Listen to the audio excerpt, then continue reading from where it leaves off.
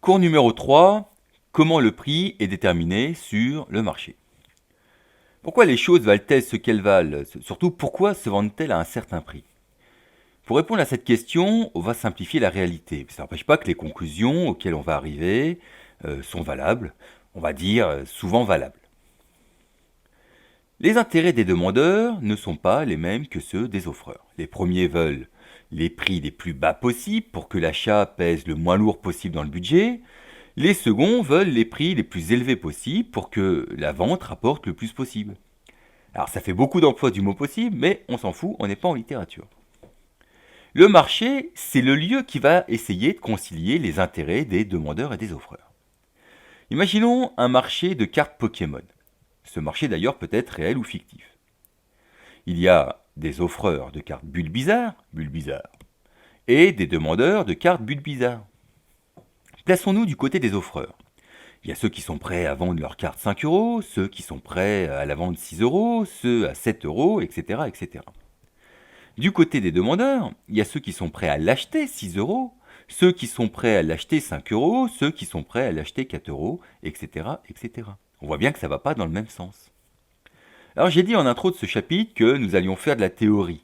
Et faire de la théorie, cela implique que l'on pose des hypothèses. Alors on va en poser une assez restrictive, assez particulière, mais elle nous permet de simplifier les conclusions. Cette hypothèse dit que les participants au marché, les offreurs et les demandeurs, voient tout ce qui se passe sur le marché. On dit qu'ils ont une parfaite information. Autrement dit, les offreurs voient qu'il y a des acheteurs prêts à mettre 4 euros, 5 euros, 6 euros, 7 euros, etc. Et les demandeurs voient qu'il y a des offreurs prêts à vendre à 7 euros, 6 euros, 5 euros, etc. Si vous êtes un acheteur, vous allez d'abord aller voir ceux qui vendent le moins cher. Ici, c'était 5 euros. Et tous les acheteurs vont faire comme vous. Ces vendeurs qui voient que plein d'acheteurs veulent leurs cartes vont en profiter pour faire monter les prix. Ils avaient prévu trop bas pour leur prix de vente. Ils voient des acheteurs en concurrence pour avoir des cartes Bulbizarre. Ils se disent qu'ils peuvent augmenter les prix. Alors sans doute pas au niveau 7 euros, parce que peu d'acheteurs étaient prêts à mettre 7 euros. On va dire 6 euros. À 6 euros, il y a plein d'acheteurs de cartes Bulbizarre. Par contre, il y en a qui ne sont pas prêts à mettre 6 euros, et donc qui n'auront pas de carte. Mais tant pis pour eux, le marché ne fait pas de sentiments.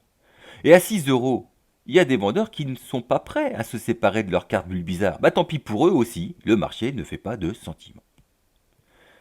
À 6 euros, on a surtout la situation pour laquelle on a le maximum d'acheteurs et de vendeurs qui sont d'accord pour échanger. Personne n'ira voir le vendeur qui propose sa carte à 7 euros puisqu'il y en a plein qui sont prêts à vendre à 6 euros. Et aucun vendeur ne vendra à 5 euros puisqu'il y a plein d'acheteurs qui sont prêts à mettre 6 euros.